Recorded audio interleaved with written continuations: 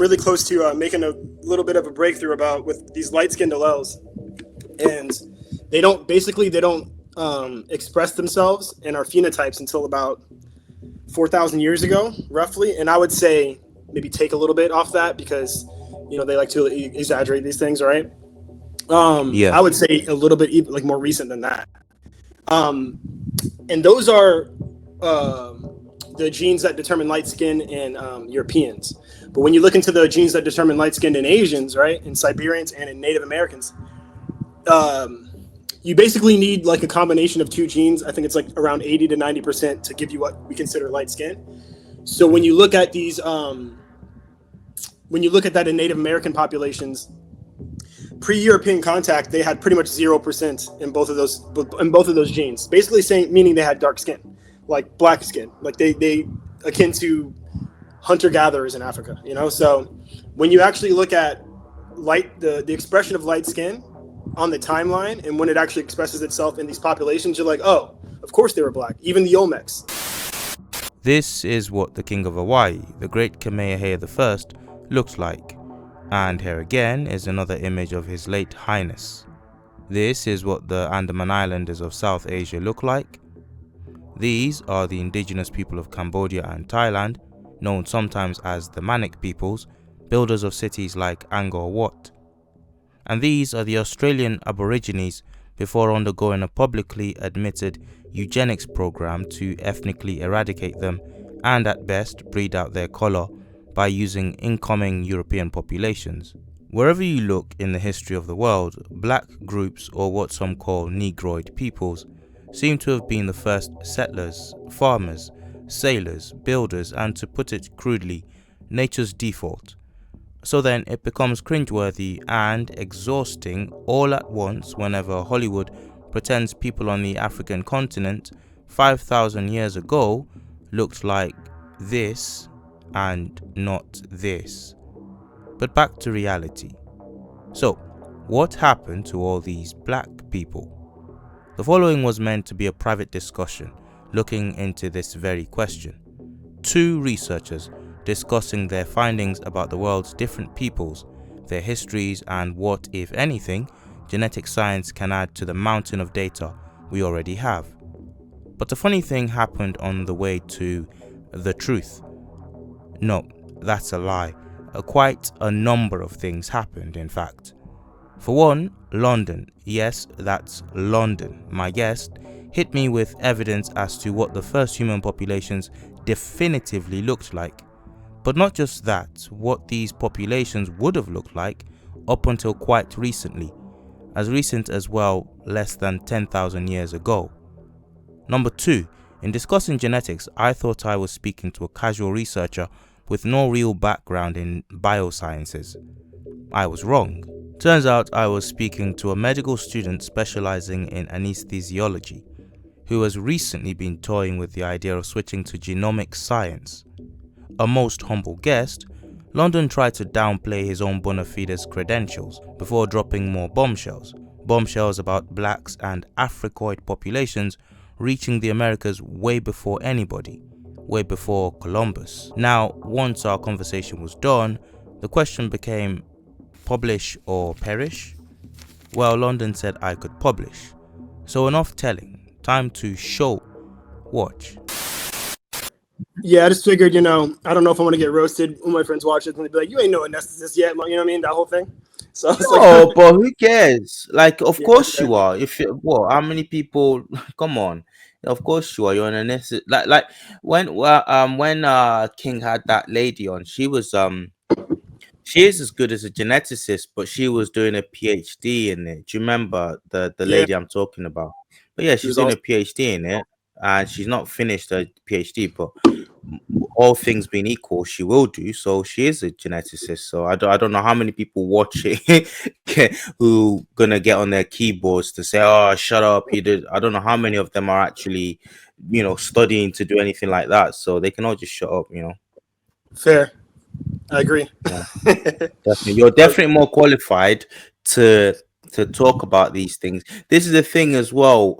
So as an anesthetist, I'm normally good with words, but I don't know why that one's why that one has just flummoxed me. But as an anesthetist, um,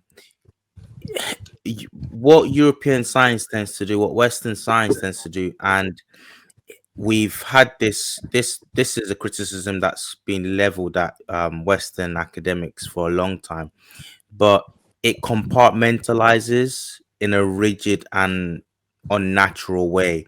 Science, like you said this today in the chat. You said that science is actually just means knowledge. And I found that out myself because I was reading the King James Bible, and Paul talks to Timothy, and Paul, using Old English, says, "Beware of science." And I'm like, what? What do you mean, beware of science? So I had to look in my modern English Bible to see that, oh, Paul's just the original Greek word there is just knowledge. But in King James time, there's literally science, omniscience, knowledge. That's where we get the word from. So they just, and this is why they go around the houses with a lot of like, there are so many discoveries that they rediscover and like write papers about, and it's just like people been knowing about this, but it's because you don't know about it because you so busy compartmentalizing every bit of knowledge and saying, well, you're an anesthetist, you can't talk about this. What do you mean? How it's literally it doesn't get more technical than stuff like that. You know, you're in the medical arena. Why can I not talk? I can read, can't I? And I'm doing, you know, it's just a load of rubbish. And then within the geneticists, there'll be geneticists who will say you can't talk about that because you only specialize in that. It's like, dude, shut up. Yeah. And if we were relying on these, so-called experts, man, we'd still be, 2 centuries behind, right? We look at how just Egyptology was handled, right? Yeah. Yeah, it's a shame. It's a shame. I've probably learned more from people outside of the field or adjacent to it than I have actually in the field. There are pros and cons to being in the field, right? I guess some of the pros is you're in the know, you have access to certain things that we don't, right? Sometimes there are things you learn that you might not have learned being outside of certain circles, right? But at the same time, you're kind of constrained by that institution as well. So sometimes it's hard for you to kind of stray from the accepted consensus in your field. You could write a little thesis about it or whatever, but it's like, as far as boots on the ground field work, it's like a lot of times being in those fields, you kind of have to conform to certain things, right?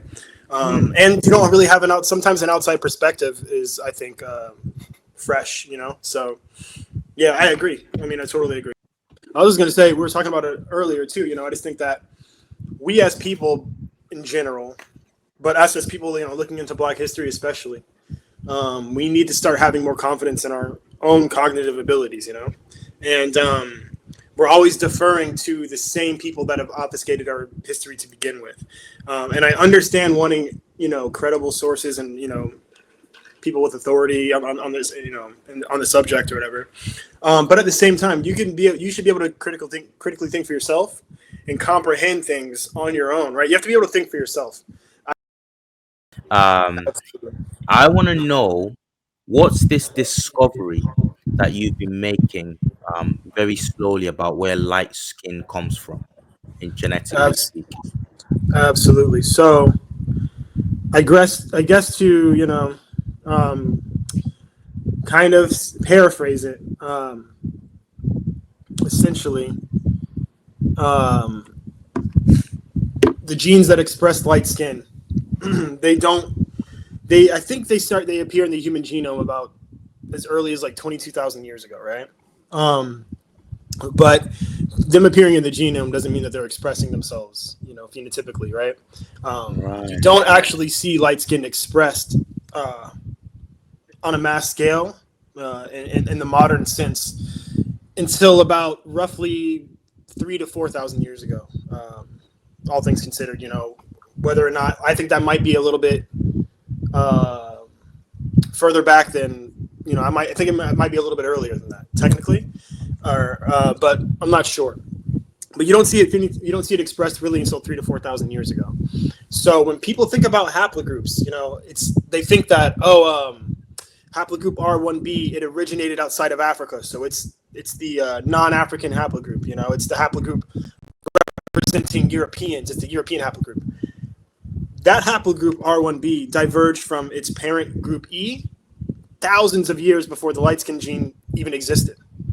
So what people have to understand is that haplogroups are just a designation based on a mutation. So it's, let's say a father has two sons, right? One son's E1B1A, one son's E1B1B. They both have the same black father, right? They're both black kids, right? 1B decides to leave Africa. 1A decides to stay in Africa. Is 1B that left Africa now non-African? No. You know? Are his kids now non-African thousands of years ago before light skin was even expressing itself in our genome? No. All of these haplogroups, including even Native American, the Siberian haplogroup that, you know, crossed the Bering Strait and went into the Americas, that's long before light skin is even expressed in the human genome. These are all still dark-skinned people. You know, you can even go to studies of the Natufians. You know, they found E1B1A, I believe, in two Natufian remains in the Levant, and E1B1B in 3. Now, you know, so-called experts like to present that to you like, oh, these 3 Natufians were light-skinned. You know, they had E1B1B, and these 2 E1B1A Natufians must have been dark-skinned, and, you know, they're probably hunter-gatherers or something. I've even seen them try to say that. They both had dark skin at that time. Light skin wasn't even a thing, you know? So when you actually, you know, cross-reference these things, you realize, oh, they're presenting haplogroups like they represent phenotype or race, you know, and they don't. These are all black phenotypes, essentially. So until 3,000 years ago, maybe max, you know? So that's just something that I think a lot of people don't realize when we're talking about haplogroups and we're using those to determine what race somebody was, especially 3,000, 4,000 years ago, right? So you look at Ramses, you know, they found E1B1A, right? So like he was African, right? But we shouldn't have to see E1B1A to prove that, you know? He lived, what, 4,000 to 5,000 years ago, something like that, off the top of my head, I'm not sure. In between, I don't know, 2000, around 2000 BC or something. I'm not exactly sure, right? Ramses III. That was before light skin was phenotypically expressed, especially on a like a large scale, especially in Africa, you know. So because those European light skin genes, they originate in, you know, Anatolia or the steppes, you know, that area. So haplogroups are largely misunderstood, and they're misrepresented by people that are supposed to be experts, that are supposed to be teaching us these things, you know. So when they say, oh, we found maternal haplogroup C in the Olmecs, so they weren't African. You know, haplogroup C doesn't mean that they weren't black or they weren't descendants of Africans. You know, it just means that mutation that they decided to say, okay, we're just going to call this one C, that it happened outside of Africa. But they were still black people and they still had dark skin. This was long before light skin was a thing. So like I said, it goes back to the whole parent analogy, you know. If I have 2 kids in Africa and one of them leaves and creates haplogroup C thousands of years before light skin is even a thing, that's still a black person of African descent. He's not all of a sudden this European person, you know what I mean, or this Asian person. Those are just designations based on region where they were, but they're not designations like we think of them today. We hear European and we think, oh, a white dude. And we think, you know, Asian, we think Chinese, Japanese phenotypically, right? Not back then. You know, not with the beginning of these haplogroups that diverged from E thousands of years ago. So, yeah, that's just something that we have to keep in mind when we're looking at this stuff. So that's very interesting, because it corroborates a video I saw way back when, and it's about the only preparation I did for this sit down. And what I did was I did a recap where I went back to that video, and it was by Kweli Mika. And Kweli Mika did this video a long time ago, maybe about a year and a half old now, where the anchor was the 2017 a genetic study, the Schunemann, I believe, study that purported to show that, you know, the ancient Egyptians were more genetically related to uh, Mid Middle Easterners, as opposed to continental Africans. They would say sub-Saharan Africans. We don't use that term. Um, so Quelimica showed in that video that haplogroup, blah blah, haplogroup, schmaplogroup, it doesn't actually mean anything. He showed that haplogroups, two people that look completely different racially, okay, um, it can have the same haplogroups. It doesn't prove a thing about what a population looks like. And he did it very cleverly. And he said the reason why we talk about race is not because of haplogroups, because two people from visibly different races, quote unquote, can have the same haplogroup. So what determines race? It obviously is in haplogroups. He went on to say haplogroups can help somewhat, but what you're looking for is an aggregation, a combination of haplogroups, anthropological studies, skeletal studies, and I think he went on. He might not have said it in that video, but elsewhere, other content creators, other researchers in this area on YouTube, have said STR markers, and they've said STR markers are a better way of proving the race of certain peoples. Okay, So can haplotypes determine race? Not necessarily, because one's phenotype is not a direct expression of their haplotype. To illustrate this, we can take a look at this map showing the various Y chromosome haplogroups or haplotypes of the human population, that is, paternal ancestry of all humans. So as you can see here, it's a mess, right? You can find green in Africa and you can find green in the Middle East. You can also find green in Russia. So look very well. It's a real gigantic mess. You can go find this map on Google. For example, pay attention to this haplogroup in Europe. It's blue. It's called R1b. The same haplogroup can be found in Africa, in the middle of Africa. Right? So again, not a determining factor in revealing your race. And I'm gonna give some examples shortly.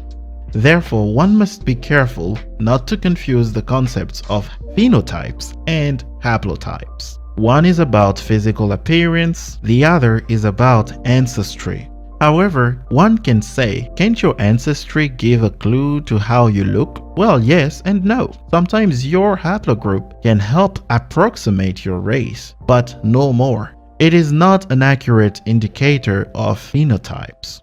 To give an example of this, let's return to the map. Remember the haplogroup R1b that could be found in both Europe and the middle of Africa? Right. So the R1b found in the middle of Africa is correspondent to the Hausa people. These are Chadic people, right? This is a people from the Chadic group. The Hausa people, when you look at them, they're black. No one would deny, no one would ever call them white. No one would ever call them a different race. They are black, phenotypically. They look the same as their brothers from West Africa. But when you take a look at R1b from Europe, it's a completely different picture. Haplotype does not necessarily mean you look a certain way. Another example could be the Nilotic people and the Bantu people. Both look very similar phenotypically, and no one would disagree that they are both black, yet their haplogroups differ. That is, haplogroup A for the Nilotics and haplogroup E3A or E1B1A for the Bantu.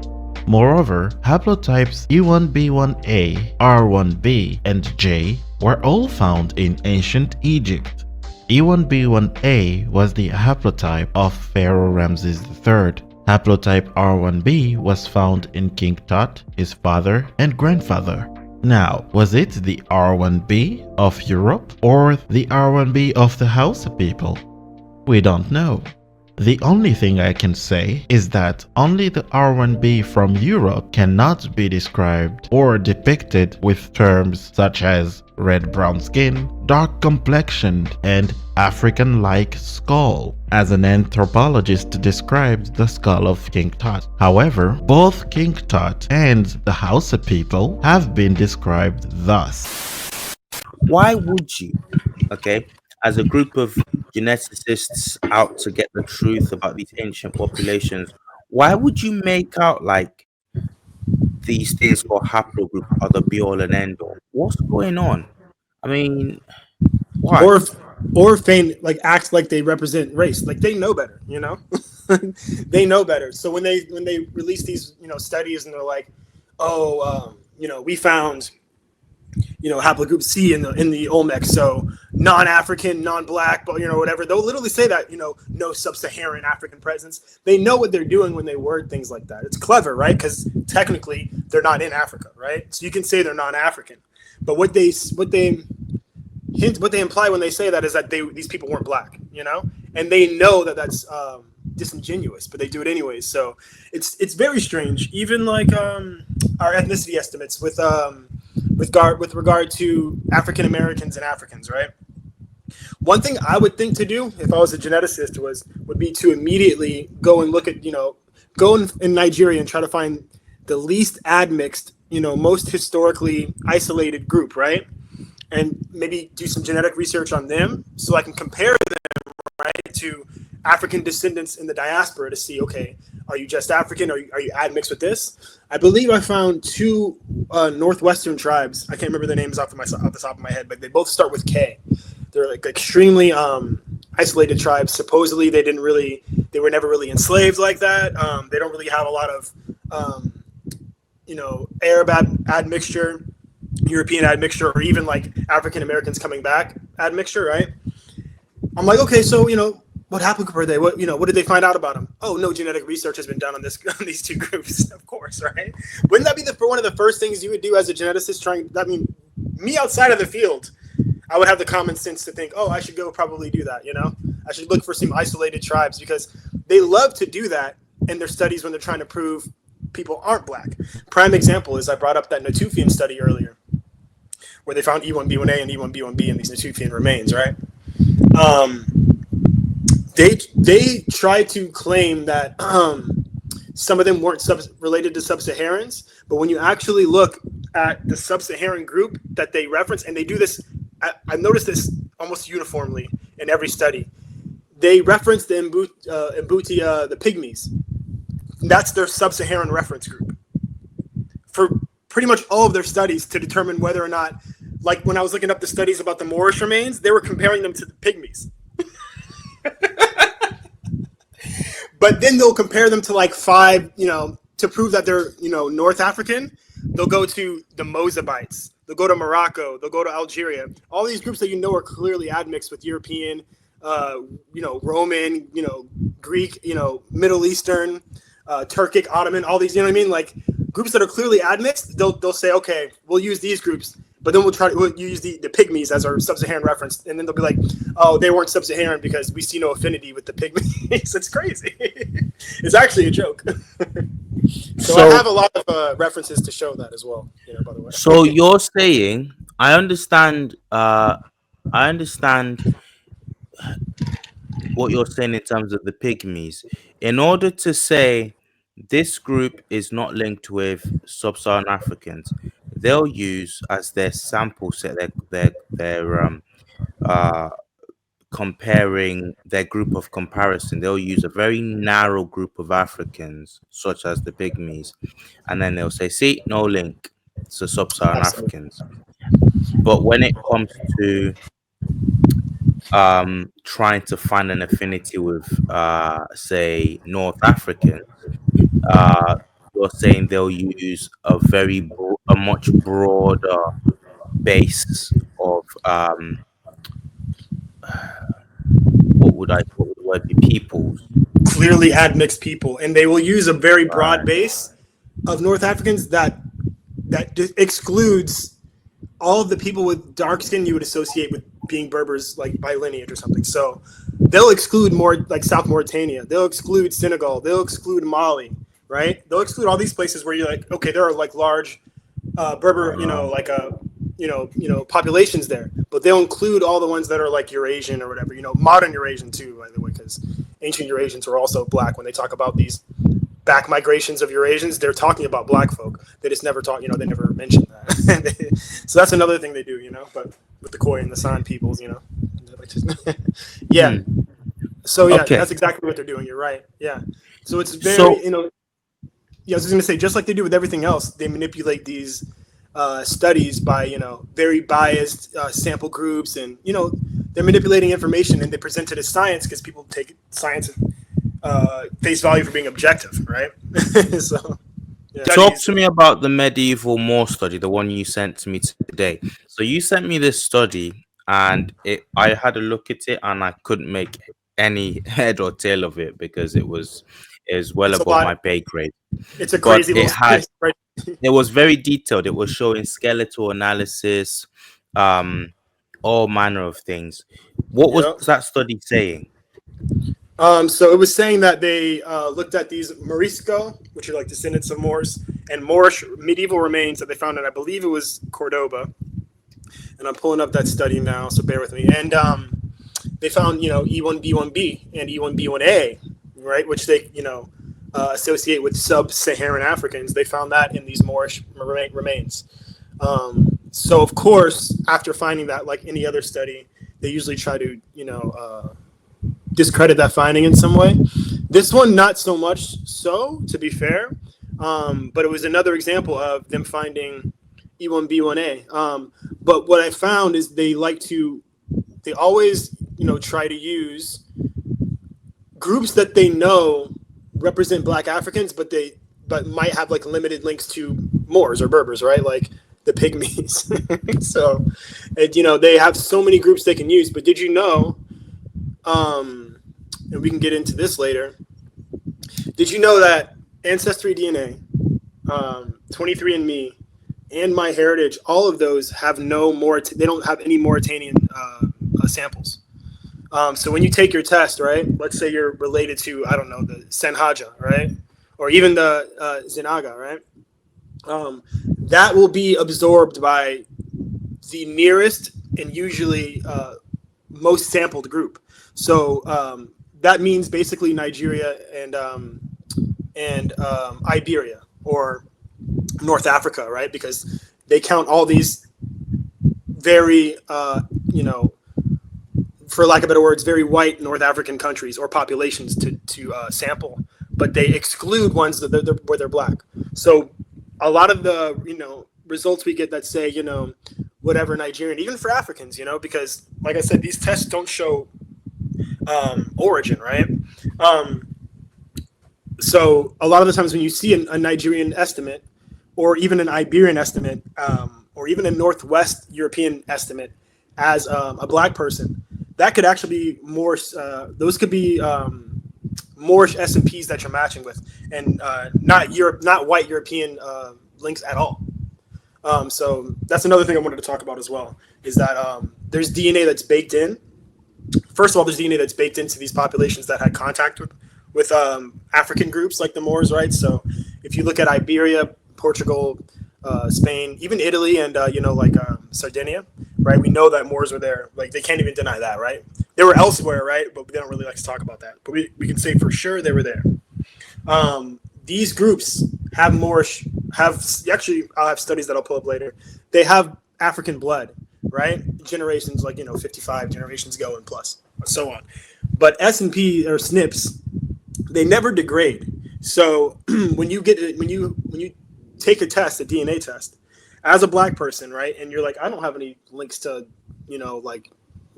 England or whatever, why is it showing up? For two reasons. One, because that DNA gets folded into these reference groups, because where they lack information for the original one. But that's a whole other thing to get into. I'll get into it later. But yeah, DNA gets folded into these groups, and certain groups are overrepresented in these tests. So the groups that are underrepresented, they just basically get amalgamated into these larger groups. So right. So you can have genetic markers that are black in modern European places, and instead of those being represented distinctly, they'll get folded in or amalgamated with what's the basic European haplogroup? R1? Yeah, R1B. Right, Yeah. so it'll get folded into that. So you can then be linked to a population group in Italy as a black person, or I don't know, England, and you'd be wondering why is that? But that's because they've just packed everything in. Is that what you're saying? Absolutely. Yeah, absolutely. Right. So, when I first saw my ethnicity estimate, I was like, and this is how I kind of sussed it out to begin with. I was like, wow, I'm 30% European. Like, I know that they were doing some dirty work. 30%. Yeah. So I was like, I know they're doing some dirty work Wow. back in the day, but I'm like, I know about the bad stuff, but I'm like, that would mean like everybody got R worded out here. Was everybody getting graped? Like, you know what I mean? Like, so at first I was like, that was the case, and I was like mad about it. I was like, man, they didn't graped all my grandmas. You know what I mean? I was like pissed. But when I actually sat down and did the math, I was like, this isn't adding up. Like, so actually what I did is, and to be fair, as an American, I do have the privilege of like having a lot of family documentation, right? Not a lot of people have that privilege. So I'm able to actually go back and count all my European, or at least assume to be European ancestors. So that's what I did. I literally went back, traced every line back, counted everyone that would be considered white European, or, maybe the child of a white person, like mulatto or whatever, right? I counted all those people, and I even added some on that were unsure candidates, right? And then what I did from there was I basically said, okay, if this amount of people on my family tree were European, would it amount to 30%? Would that show up in my genome as 30% European? And just mathematically, it's pretty much impossible for that to be the case. So some DNA isn't European that's being amalgamated into the European group. That was the first way I kind of found that to be the case. Yeah. What's the typical? Let's talk about E1B1. Mm-hmm. Is that an African haplogroup, supposedly? Yeah, so EP2 is like the parent group, and that splits into E1B1A and E1B1B. E1B1A, we'll just say it's EM2, and E1B1B, I believe, is E215. I believe something like that. Okay. Yeah, but those are all African haplogroups. They all originated in East Africa. And it's funny because a lot of people even try to say E1B1B. I'm sorry, E1B1A, also known as EM2. They try to say it originated in West Africa. Like a lot of people will actually try to claim that, or they'll tie it to the Bantu expansion and that whole thing, right? And I believe that there's truth in that, but that's not the extent to the Bantu expansion. Why are they tying it to West Africa when you're saying it originated in East Africa? Narrative, right? They just like the label sub-Saharan African. They want our entire story to be subordinate to them, and they want it to be below the Sahara. So for whatever reason, that's what they decided the slice that they would give us. Yeah. So what you actually learn about E1B1A and E1B1B is that although they diverged from each other thousands of years ago in East Africa, and they like to say E1B1B went to North Africa, the Maghreb, and to West Asia. When they say that, they're not also telling you that E1B1A did the same thing. Like they actually were side by side and mixing with each other since the moment that they diverged. So that's another common misconception, is that these two haplogroups just split and went different directions. Some went different directions, some went the same direction. That's just human nature, These are humans we're talking about. Right? So. But this is the thing. I'm glad you raised this. This is another problem with all of this so-called science, is that when we talk about it, a lot of people on our side also are guilty of talking about it as though they are set in stone, as though, like, how do I say it? As though human beings didn't concoct this. And if human beings concocted this, then it's vulnerable to narratives. Because I don't know, just take a step back for a minute. Like what you just said is amazing. They tried to literally say a whole genetic, what would be the word, mark or whatever, is is uh basically, to borrow your word, is subordinate to this region and this region. And like you said, if you circle back, you realize, oh, that's because it's serving a narrative rather than the science is actually what's showing, what's pushing the narrative. No, it's the narrative that's pushing the science. If, as you say, this genetic marker is in East Africa as well and seems to have originated in East Africa, and then the other one, the sister or the brother marker, is also in East Africa, and they're all kind of just, if you want to draw an arrow, a group of arrows on a map, they're all just going here, there, and everywhere. Then there's no narrative there, is there? There's just literally what you would expect when you look at, it's just what you would expect when you look at human groups. People Yeah, go where they want to when they want to. There's exactly. no, how do you say E1B1 did this and expanded at this time, and that's really why, that's really when, I think, to put it simply, I think that this narrative thing is a brilliant way to conceptualize this. The narrative pushes the science, and if the narrative pushes the science, then whose narrative is pushing the science? Whose narrative exactly is pushing the science? This boundary thing that you talk about, bro, I'm so vexed with that. The whole, okay, so you're telling me that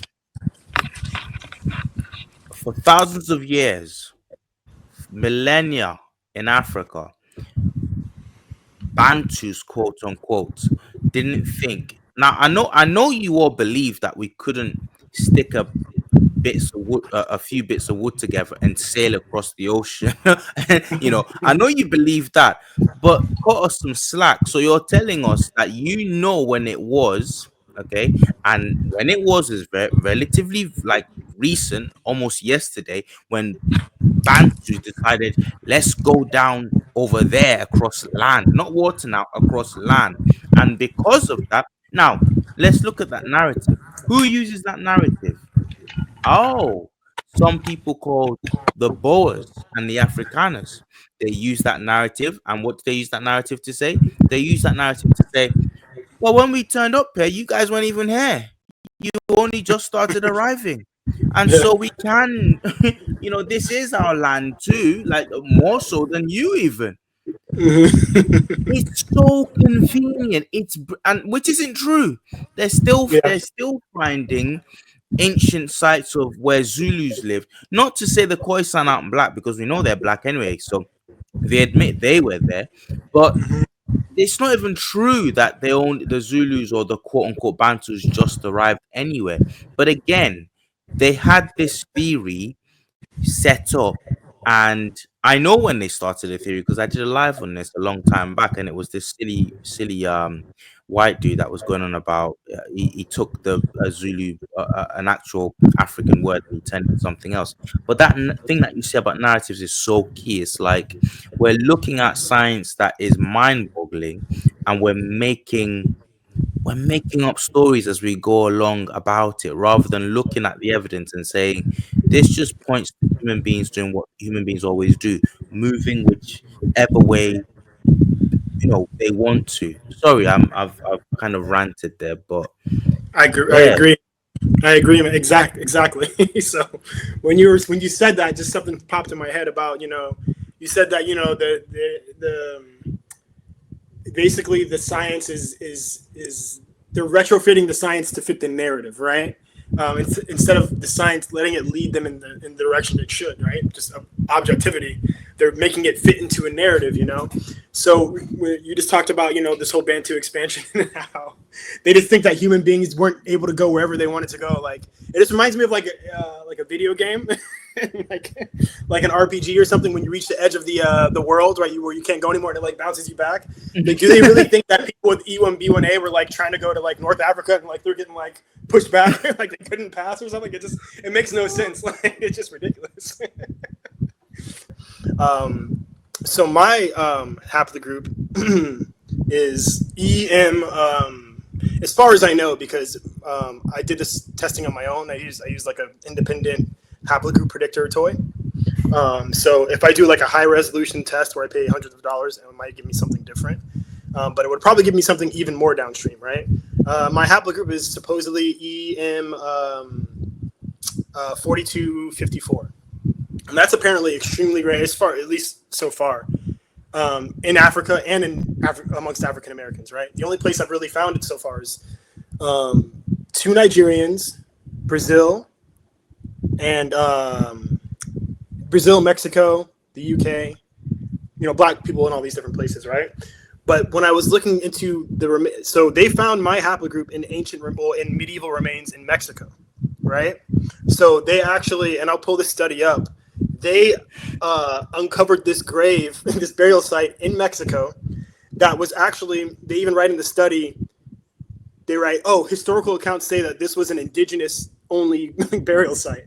But then they find African haplogroups. They find the skeletons they removed, they all had E1B1A, right? Subclades of E1B1A.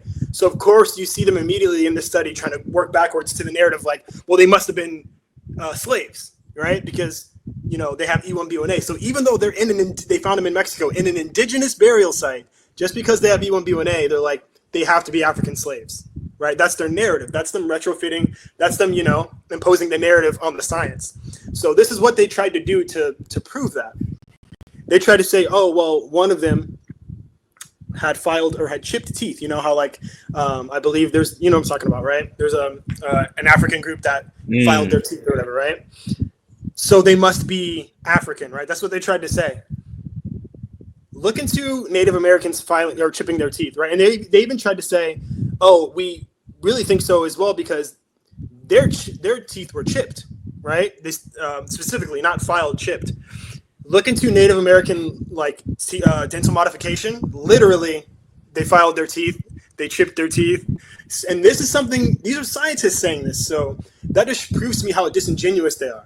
Because they should know that Native Americans had this practice, right? But since they're trying to fit the science into the narrative, they're willing to just forego all of this information that's readily available to them to try to retrofit into an African narrative, into a slave narrative, These are I believe, 1400s, dated to around the late 1400s, these remains. So they're like, they must have been the first Africans that were taken to Mexico and died. It's slaves. It's like this. It's like the logic is out the window. Yeah. So yeah, maybe I should pull that one up first because it's hilarious. But cool. Wow, what the actual flip, dude. Yeah. I wish I knew this when I did the Olmec video. I know a lot of our viewers are middle-aged and it's not this stuff sadly isn't a youthful endeavor. Lots of people in their 20s, they don't want to hear about this. They want to party and have a good time. They're not into history like that. So a lot of the people that watch the channel are people in their from late 30s, mid to late 30s. That's really the youngest grouping, tends to be. And then you've got people in their about people in their 50s, right? Now, I don't know how people get to their 50s and still can't see the game that's been played. Okay, they're into Black history, but they can't see the game that's been played. People come on the channel and say, stop talking about that group. They're not African. They're not. And I'm like, it doesn't matter. It doesn't matter. They're Black. Yeah. And the point is, okay, so the point is they're Black, and the point is the system sees the system sees you when you're saying something like they're not Black. The system sees you when it sees them. Only for the narrative, only for the sake of the narrative, does the system start to split hairs and say, oh, this group isn't black and the Islands are black, only when it needs to split us up, only when it needs to pit us against each other. Because otherwise, the Exactly. system, how did it treat the Aborigine? Just like it treated the niggas out in Africa, just like it treated Yeah. niggas in America. Oh, but now the system wants to tell us, well, no, come on. So a lot of these people don't get it. But so what I'm trying to say now is it makes sense, of course. If these blacks were out in Australia, if these if what you're saying is true, which I believe wholehearted is true, it just makes sense now. How can there be black faces in the South Pacific, in Australia, waiting, ready and waiting for these Caucasians to arrive, right?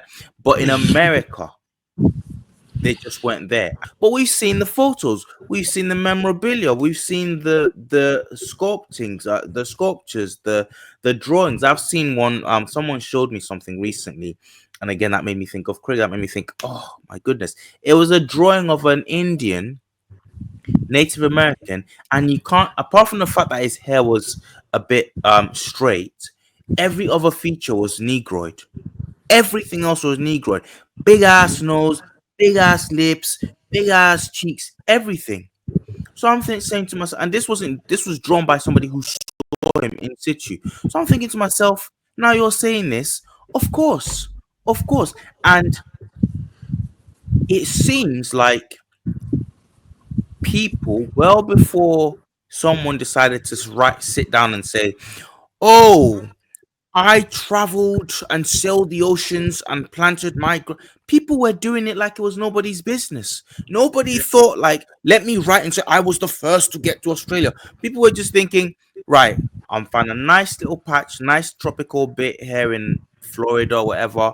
I'm not going back to that old place, wherever that place is where I've come from. We're just gonna set up our life here and we're going to do what we do over here. Nobody was writing and saying, oh, just in case somebody comes along, I will write on a piece of paper that I found this. This is a psychosis that comes from the Western world. And so because they came there and they found these black faces who were just doing what people do, they it seems like the system can't get over that. It seems like the system can't get over the fact that anyway, look, sorry. I'm just I'm amazed by what you just said. Just came across that. What about the Native Americans? Just Native Americans, Indians. You were talking about this let's say, is it Plecker? Or Oh, yeah, Plecker. Yeah, Walter Plecker. okay, full disclosure time. Native American history and culture is breathtakingly amazing. However, the idea that there were also groups of black peoples on the American continent before European arrival is well documented, and that by the first Europeans to sail to America themselves, as well as by native Indian tribes. What's fascinating is what London goes on to reveal about these pre-Columbian black populations in the Americas, and the shadowy tactics modern academia employs to suppress this seemingly anomalous presence. Before showing you what my guest had to say on this, we have our own shadowy, much more powerful backers to thank, a very special group of people, our members.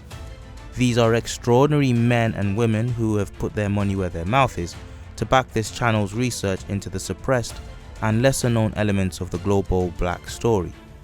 Become a member too by hitting the join button below.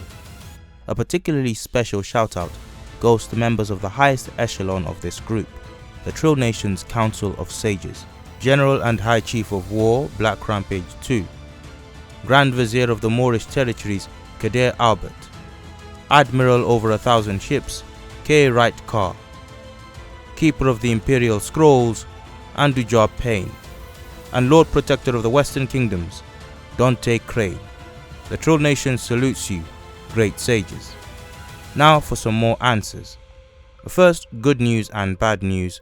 Let's get the bad news out of the way first. If you're watching this on our new breakaway channel, Melanin Intel, designed for black history, strategy, reconnaissance, things of a deep dive nature, then you're in luck. Replenish your caviar trays, refill your martini glasses, and enjoy. So, what are you waiting for, Trill Nation? Head over and subscribe to Melanin Intel right now to find out who the Black American natives were. From Kush to Compton, no doubt. Over and out. Yeah, so Yeah. his Racial Integrity Act of 1924. What genetic? Do you know what genetic marker Native Indians or Native Americans supposedly are? Yes, I think they're like maternal groups. I think they are Q35, I believe, paternal. And I think A paternal. Okay. Maternal, they're I think they're in A off the top of my head, I believe, but I have it written down somewhere. But yeah, all of those maternal haplogroups, though, by the way, they're found in African Americans. That's another thing they don't talk about too. All those maternal. Okay, let's go there. Let's go there. So you're saying these maternal haplogroups, okay, mitochondrial DNA, is that what they call it? Yeah. Okay, these are found in African Americans. Yes. Yep. Wow. Okay, so tell me more. And I might have a study I can pull up, but yeah, they found at what they report to be very low numbers.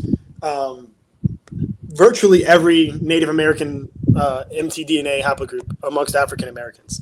And of course they say, that's because we mixed with natives, right? But what I think it is that I think there are two groups of Native Americans. I think that's the best way to put it, right? There are the Native Americans that we know of today, and there are Native Americans that came, I think, before the ones we know of today, but definitely coexisted with the ones we know of today that had the haplogroup they now classify as E.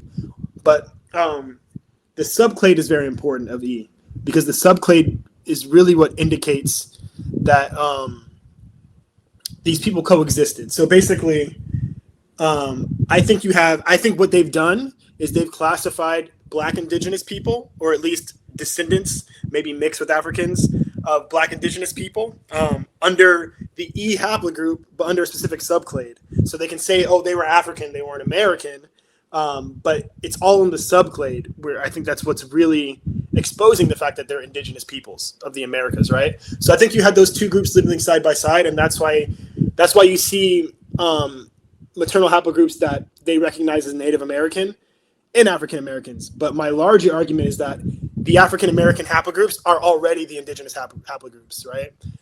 You don't need to see one that they classify as Native American to prove whether or not we're indigenous. But unfortunately for them, since we mixed, you see that overlap, So yes, you do see the overlap, but I think it's my larger point is that our subclades are the indigenous haplogroups. Yeah. So like the E1B1A they found in those Mexican remains, those are indigenous people, right? So that's why it has my subclade, which is rare. Like I said, it's only been found in like 2 Nigerians, the Mexican remains, I think in some Brazilians, So because I was scouring the web for my specific subclade, because I'm like, okay, they just say it's E, so I just imagine, it's E, whatever, right? So why am I finding it in ancient Mexican remains? You know what I'm saying? So, yeah. So subclades, what you're saying is subclades are where the truth might lie. Absolutely. And I think they're just kind of labeling everything under E. But like we talked about before, and like Mika pointed out, haplogroups don't really mean anything. They don't mean you're different race. They don't mean that you only went to one place on the planet. None of this stuff. They don't tell you what you looked like, right? They don't tell you any of that stuff, right? So at the end of the day, I believe that they're labeling our subclades under E to cause this confusion, to basically keep us sub-Saharan when everywhere. We already know this too, right? With all these ancient remains in Europe as well, right? Even Cheddar Man, right, who they admit is black or was black. But for some reason we forget about that. You know what I mean? Like we're like, oh, so people somehow forget, like they're like, okay, Cheddar Man was black, but then he just disappeared, and then black people were, you know what I mean? Like they never expanded or went anywhere, right? So yeah. Wow, I'm fascinated by that thing that you said you found in the indigenous gravesite. See, I suspect a lot of this, but because I haven't got the time and I haven't got the patience, I really don't have the patience with all this genetic side of things, and I'm Because getting there slowly. I'm getting there slowly, but I know what you mean. yeah, They wow. bury it in so much jargon. I know Mm. what you mean. I know what you mean. It's frustrating. Yeah. And then you hit the truth literally about like maybe 4 or 5 times this week when I was getting some of this information ready. I just went like I was just like I knew it, like I audibly like had a react like a physical reaction because I found the lie buried. So yeah, it is annoying how they with genetics how they do that, and that's what's so disingenuous about it is they prey on our lack of knowledge in the subject, right? They prey on that, and they try to control the narrative that way. But I have time, and I'm petty, so I'm gonna find And it. that's the thing. See, that's the thing. That's the thing. That's where they've got us by the balls. The let's go really conspiratorial now. The elites, what do they have that we don't have? Time. Time. That's what money buys you. Money buys you time, and with time, you can do what you're doing. It's time Mhm. is the real currency. Have you seen that Justin Timberlake movie where like it's set in a dystopian future and they trade money is have you seen that film? Yeah. Shout out to JT. Yeah. Right, Yeah. right. They're laughing at us with that because that's literally our existence.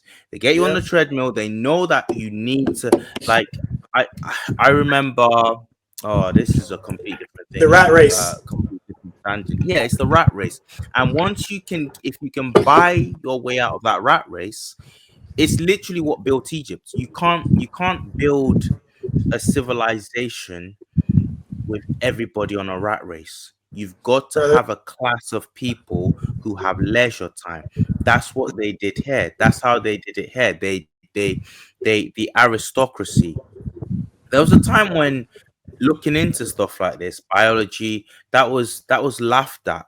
These people are so disingenuous. They don't even know their own history. They talk. Sometimes they talk. I'll hear people say in the comment section or even on social commentators, they'll ha ha at something like English literature or philosophy. Or we need to stop. It's typically a right wing refrain. We need to stop all these uh uh arty farty courses. But you said that literally, the people like you, short-sighted, insecure people like you, said that a few hundred years back about biology and chemistry because it was what on- it was the kind of thing an aristocrat only an aristocrat could have time to do, set up his little conical flasks and his apparatus, and it was the kind of thing that only your Isaac Newtons were doing. And really the common man had to get out there, get in a coal mine, go down some shaft somewhere, shorten his life expectancy, whatever. So it's leisure is the thing. And if we can, as black folk, if we can, I don't know what we do in our private or personal lives that we buy ourselves time. We can all be looking into our own history and everything like that. Because I also noticed that when we want to look into our history, then it's political. Then it's go and do something more productive. Go and do but you're paying people 6 figures in your institutions of higher learning to be a professor of history and a professor of this and that. But Yeah. when I want to Big look at mythology. black history, yeah, Greek mythology classic. But when I want to look at black history, all of a sudden go and get a real job and go do something. What do what ethnic studies? It's like, dude, It's crazy. it's a complete hypocrisy. Have you got that thing ready that you want to present? Yeah, you're so right about the time thing, man, and that's rough because yeah, you asked how we're gonna get that back, how we're gonna reclaim that leisure as Black people, and I don't know, man. I'm in a I very know. privileged position, and that's just right now. Like I restart my program in a few weeks or like a month or two. I'm not gonna have this time anymore, So I'm like Mm. frantic, I'm like Dexter's laboratory. You know what I mean? I Um, don't know. all right, let's see this. I don't know if you're gonna be able to see this very well because it's off my phone. But essentially, this is just talking about my specific subclade, right? Saying that it's that it sits several layers downstream of EM2, which is E1B1A, and that it's extremely rare compared to major African American subclades. It's basically like well under 1%. Let's see here. It's basically talking about ancient occurrence, and this is where I found that study, is that it occurs in a DNA study of 3 15th century enslaved. Look, they even put the narrative in here. 3 15th century enslaved West Africans in Mexico City, one of them carrying my specific subclade, right? But in West Africa, it sits at very low frequencies. It's detected at like less than 2%. And amongst African Americans, it's around 1%. So stop a minute. Yeah, That word enslaved, that's just complete editorial. There's no evidence for that. They've just put that in. absolutely. Right. Absolutely. There's no way for them to know how there's no way for them to know that, right? Okay, so Yeah. they put that in. And also, what else doesn't make sense in terms of calling it enslaved is that it's such a rare, what did you call it, subclade? Yeah. It's so rare. So if it's so rare today, even in Africa, Exactly. Exactly my point. how would it Yeah. I get what you're saying. How would it have found it? Like it should be the last one for you If to we're find. finding if we're finding it in an ancient Mexican sample, it should be all over Africa, you know? Yeah. They put here 16th century Africans that they found in a mass burial site in San Jose, Los Naturales Royal Hospital in Mexico City. But it's actually like 15th century when you look at the so even here it's like they're trying to skew it up the date. But when you go down, it's like more like 15th century. So they say here these remains they found in Mexico City are consistent with a sub-Saharan African origin for all 3 individuals, right? Because they found E1B1A, right? So, but they have no evidence of African origin, okay? They're just, like we talked about earlier, they're making it fit a narrative, right? That all black people only existed in Africa. Like, we don't know that we went all over the world, right? Well, you and I know that, but we're hopefully trying to teach other people or show them that we did. How old is this indigenous site? It's like late 1400s, I believe, is when they kind of date these samples. Right. So how can these remains be from the 1500s when the actual how can they be slaves from the 16th century when the site is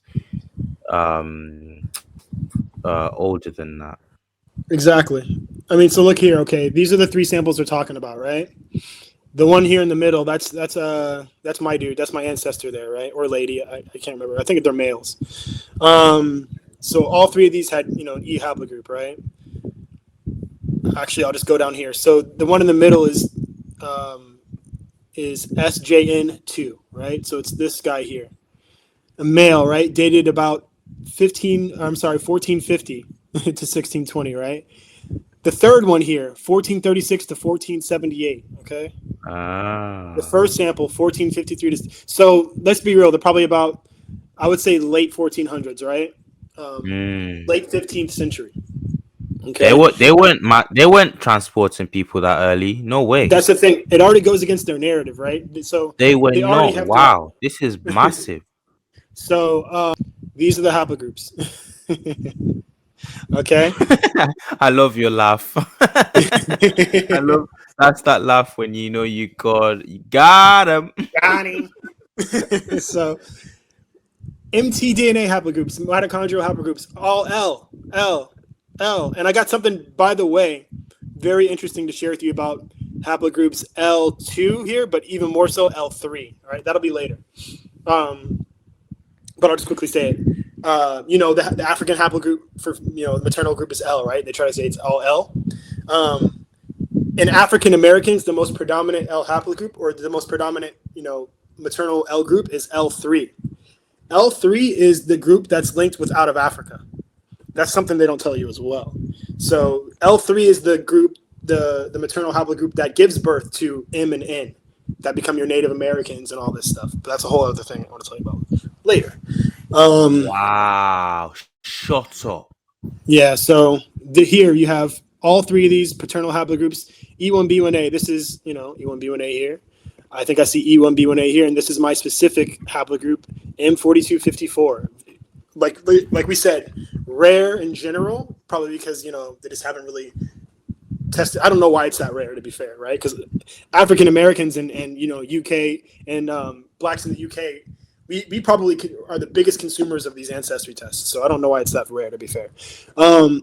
So they found these three black gentlemen in Mexico, right, with this haplogroup, right? So here's where it gets very interesting, okay? Here's where the retrofitting begins. Documentary evidence.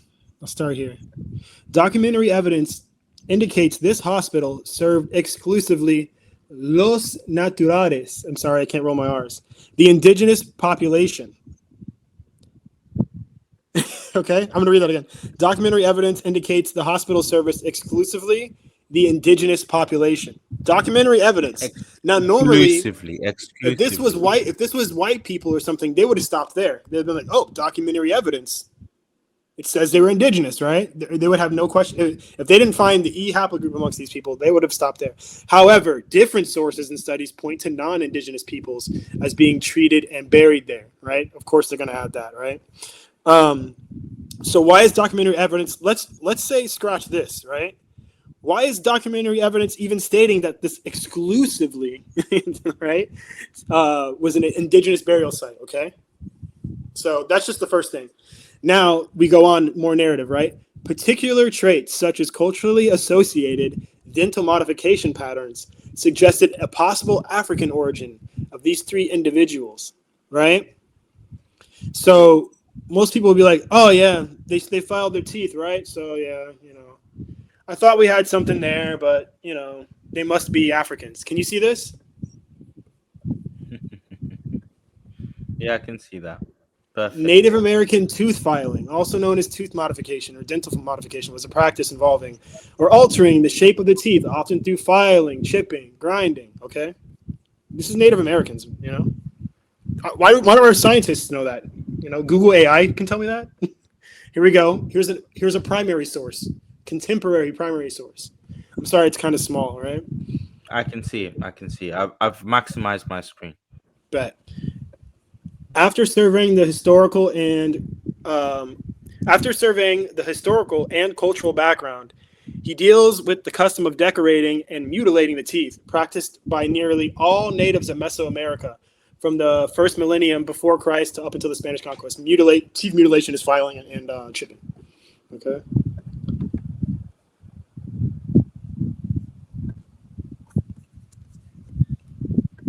There we go. Some South American Indians of the Amazon Valley, for example, continue the practice of filing their maxillary central incisors to a sharp shape.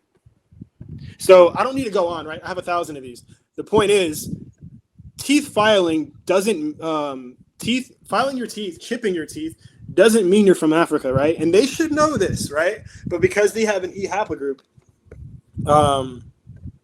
because they have an E haplogroup, they're basically saying,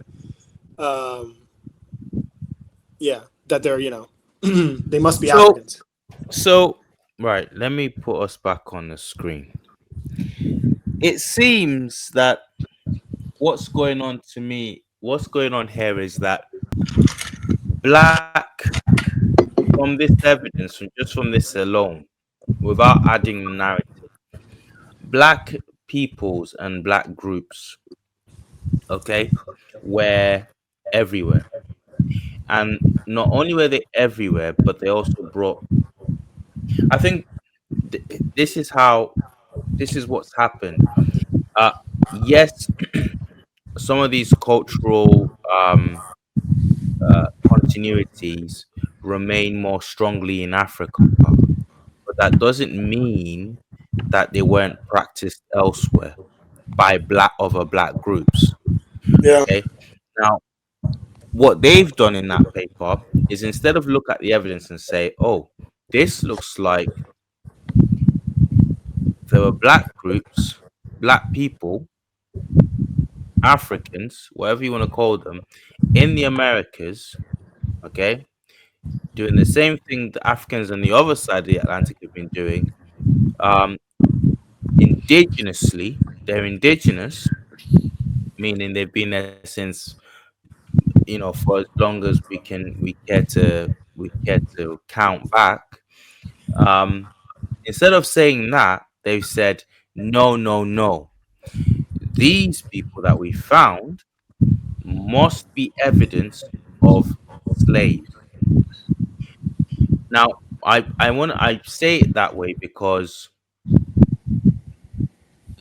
they like the whole out of Africa theory.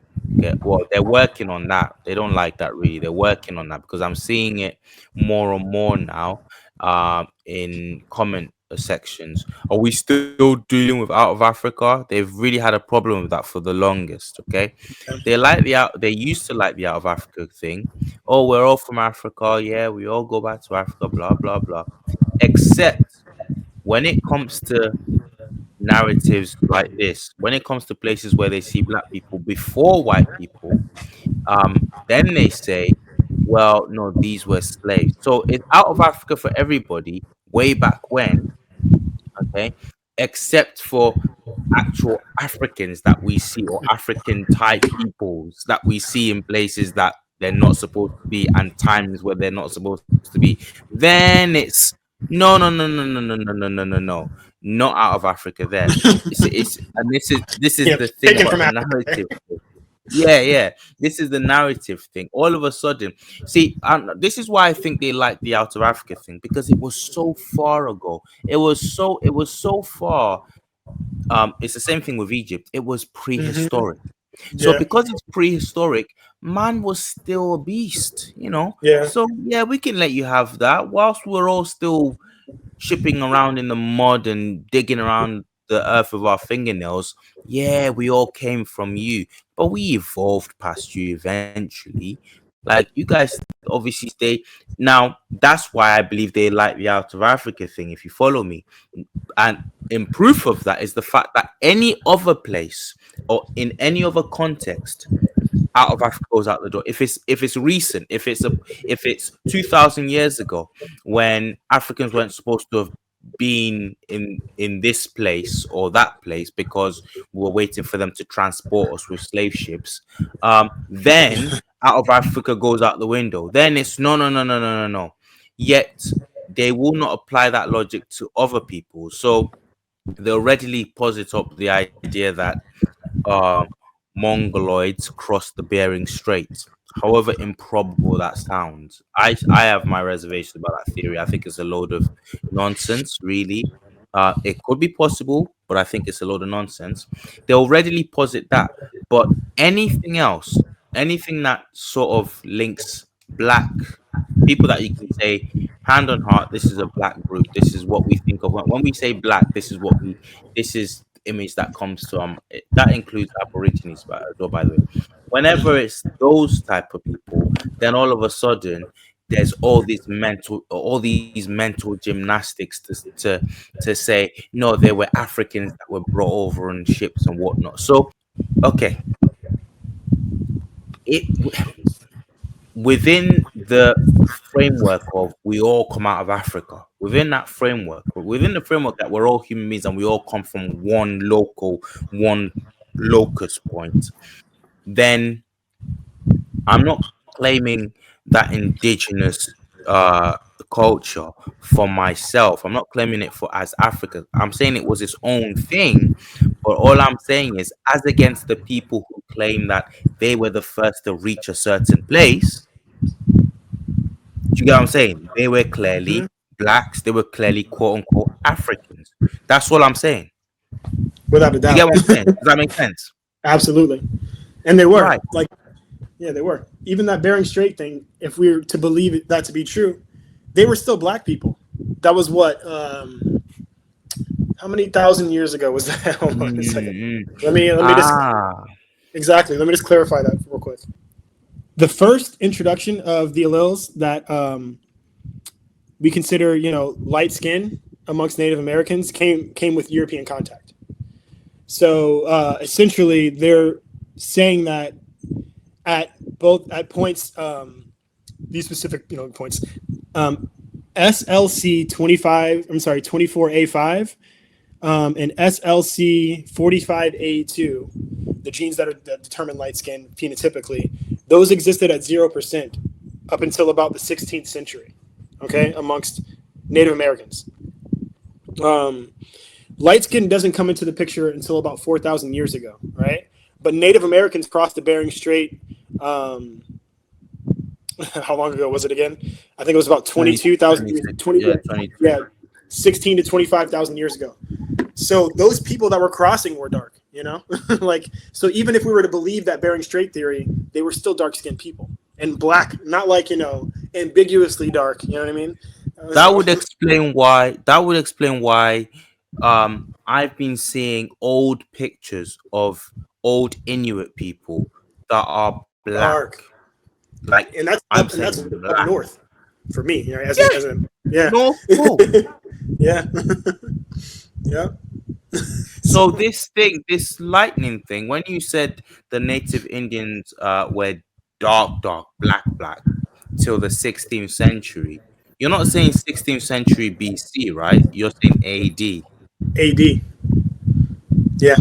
Wow. I'm saying AD. So I believe go on.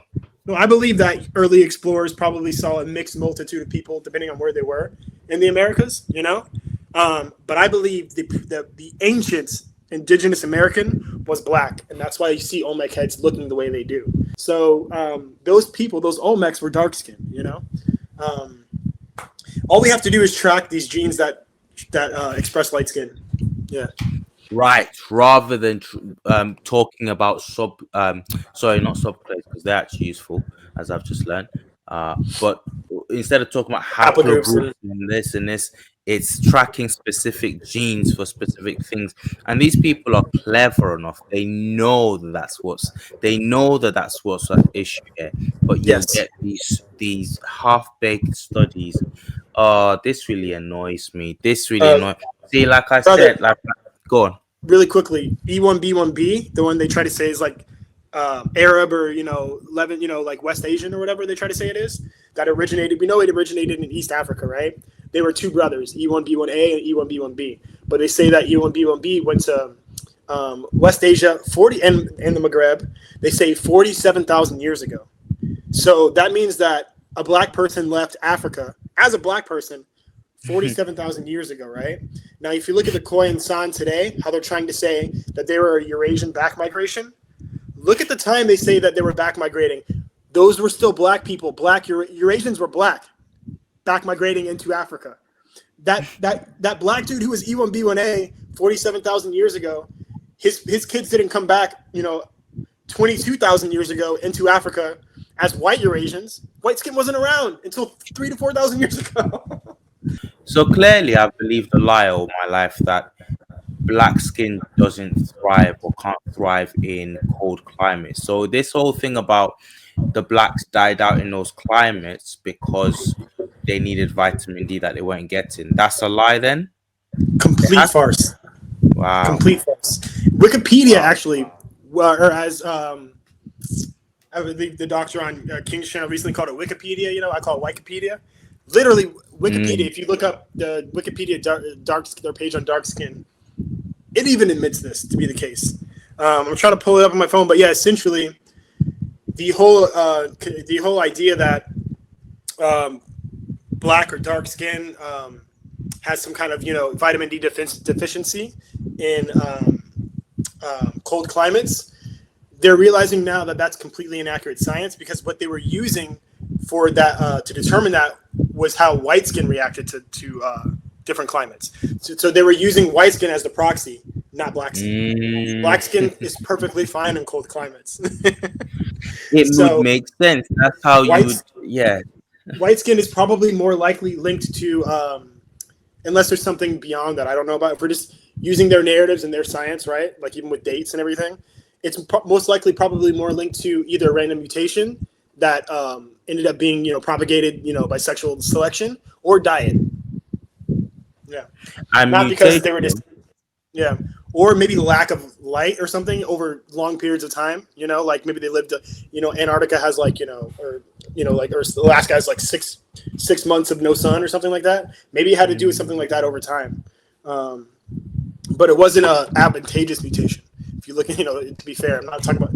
I don't want to be like I'm some kind of. I'm not talking about on any kind of Yeah, superiority. yeah, of course, some Yeah, I'm just supremacy saying thing. that Yeah, if you look at pretty much every pro and con of dark and light skin, there's no advantage to having light skin in a cold climate. but it is ironic though, London, because we're not on some supremacy thing by stating this. But it's ironic that those who started this conversation started it 100 years ago, several hundred years ago, and they started it within the mainframe of supremacy. So Facts. when you actually deep things and you want to be when all things are equally laid out and there's no more, you can't read this book because this, when all the information is laid out on bias before everybody, isn't it ironic that it's the narrative's actually the opposite? It's your, like, yeah, I'm not saying it with any hate, but if you look at it properly, isn't that a thing that actually it turns out your thing, Mr. Darwin or whoever else, um eugenicist, what you want to name, isn't it funny that it's your thing that's a deficient mutation? It's actually hilarious. It's poetic even, and it's like like you said. I don't think you and I have any malintent in this, right? We were just like two dudes, like, hey, I want to find out about my history. There was no it wasn't out of insecurity or anything. It was out of curiosity, right? And maybe a little bit of frustration because you probably had underlying. You knew something was up. You know what I mean? But I mean, you can ask any of my friends, man. I have no pro-black, whatever. I have no black is superior bone in my body, right? I'm sure I can just say anything on the internet, but you know what I mean. But so this is not out of malintent, but it is funny that everything I find is contrary to the centuries-old narrative that we've been fed, and it's like, And you can imagine, and I think that trauma, that reverse trauma, is still chasing, is still haunting academia, which is, for, I mean, let's be honest, the global academia is Western academia, really, because they set the foundation for what we have today across the world in the universities. That that trauma of finding out, you can imagine where, like, yeah, I'll give you an example. I keep cutting myself off, but this thing that you just said about how they're finding that, oh no, there's nothing wrong with black skin adapting to cold climates. It seems like we've based that assumption on the fact that it's white skin. So you can imagine finding this out even now. You can't tell me that that doesn't hurt the ego. You can't tell me that people are just, they're not gonna try and cope and do like, they're just gonna release that. They're just gonna let go of that and like be forthcoming and say, yep, looks like everything we, our racist grandparents used to say, um sounds like it's not just that it's not true, but it seems everything is almost the opposite. You're not going to have people just willy-nilly just confess that. You're going to have to, and it's toxic, but it's not being made toxic by us. You're going to have to toxically wrangle them. You're going to have to force them to say, look, you know, this is the truth, isn't it? It's just sad though. It's sad. It's actually quite sad. Again, if it's true, but it sounds like it's true because, I mean, again, it doesn't make any sense why you would find dark ass Eskimos and it doesn't make any sense. We were told you weren't supposed to be living up here. I bumped into a video a few months back about the first person to make it to, I think it was either the Arctic or Antarctica, one of those two places, and yeah, it wasn't actually the white guy. He's actually related. That it was a black dude, but Yeah, he's related to Tajari P. Henson. He's like yeah, great. You know it. You know the story, yeah, yeah, yeah. Tajari P Henson. Yeah, right? crazy. Yeah, And he it's finds crazy. he gets to it first, and the natives. It was I think a Nat Geo thing on YouTube, Mhm. and he gets there first. But anyway, that aside, um, the natives treated him they treated him special because they said to him, "You have the same color as us. Yeah, yeah, You and I have think the it. same color as us. You look like us." So, but where Yeah, have all these guys gone now? Wherever, because whenever they show these Inuits today, I don't see any black ones with them. I don't see any black ones among them. I wonder what's happened there. likewise. If we believe at least some of the slave narrative, I think a lot of them. If you remember that source I shared with you out of Terra Nova, which is this Portuguese word for Newfoundland, Canada, right next to Mm, Nova Scotia, right? I sent you that link that was describing the indigenous people they took from there and sold in Spain, which mm, actually is like some of the first Americans on record ever being enslaved, right? They describe their skin as the color of soot, their lips as thick, right? And their bodies as practically hairless, right? If that doesn't sound like a quote unquote sub-Saharan African to me, I don't know what does. You know what I mean? So those people were all the way up in Canada, right next to Nova Scotia, right? But it actually makes sense because if you think about Africa, right, and what's proximal to Africa, okay? Um, Africa's, let's see here. I'm just going to pull it up too. Africa's easternmost point. I'm sorry. Its westernmost point is actually. So, yeah, here we go. So Africa's westernmost points, right? Its westernmost island is Santo Antao. That's its mm-hmm. westernmost island. Its westernmost mainland point is Puente des Almeides, right? Which is, I believe, near Darfur or something like that. I could be wrong about that, but here's what's funny. Okay, Africa's westernmost point is closer to Newfoundland, where those black indigenous people were found, than it is to Florida, right? Than it is to certain parts of South America. It's actually Wow, closer to it's actually closer to Canada in certain areas. So when we look at the map, wow, we don't really think that, but when you put in the coordinates and the distance, you're like, oh, interesting. So prime example, Africa's westernmost island is 4,188 kilometers from Newfoundland, right? 4,188. It's 5,791 kilometers from Florida. Okay. Now remember, so basically, I'll round that down to Africa is 4,000 miles from Newfoundland, Canada, right? It's 3,500 miles from Barbados. So only 500 more kilometers distance from Canada and Barbados. So Newfoundland isn't that far. So if you think about just ancient populations traveling, right? Ancient black peoples traveling, if they all traveled out of Africa, that would make sense that they would reach these places aren't far from Africa, like we would think. So, yeah. Can you see my screen? yeah, yeah. All right. I'm just gonna read this, right? It is Wikipedia, right, guys? So grain of salt.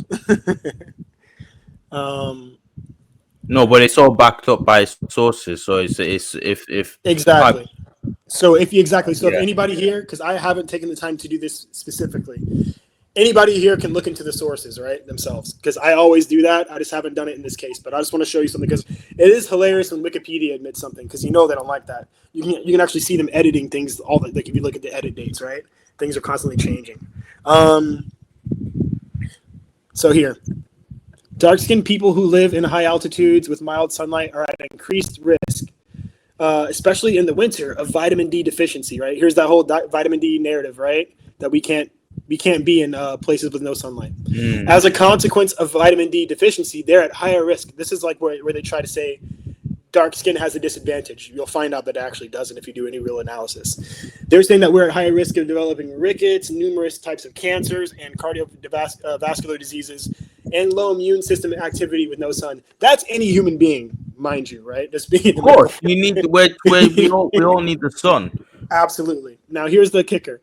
However, some recent studies have questioned if the thresholds indicating vitamin D deficiency in light-skinned individuals are relevant for dark-skinned individuals, as they found that, on average, dark-skinned individuals have higher bone density and lower risk of fractures than lighter-skinned individuals with the same levels of vitamin D. This is possibly attributed to lower presence of vitamin D binding agents in dark-skinned individuals. So, essentially, they were using the thresholds indicating vitamin D deficiency in light-skinned individuals to determine it for dark-skinned individuals, right? So that's why they're realizing now with new studies that that isn't the case. These things, so that's basically saying everything they're describing here about the rickets, the cancers, all this is light-skinned people with no exposure to the sun. So they're saying they're using their thresholds on us. So actually this statement isn't saying that this is what happens to black people. This is saying this is what happens to all human beings with lack of sunlight, because they're using the thresholds indicating vitamin D deficiency for light-skinned individuals. So they're asking, are those thresholds for light-skinned individuals relevant for dark-skinned individuals? Yeah. So it's just like, You've done an amazing job tonight. You've taught me loads. You've actually managed to give me a clearer picture of what the science is and what the narrative is. Before I was scared that I've not done any research, I'm just going to be confused by the end of this. But no, that's not what happened, thank God. So brilliant. Yeah, Brilliant. Thanks, bro. All right, have a good night. I know it's not that late over there, but yeah. For you, yeah, it's like 11, right? 11:45 or something. Yeah, it is exactly. It's just turned 11:45, bro. I can't thank you enough. Oh, let me just say this before I go.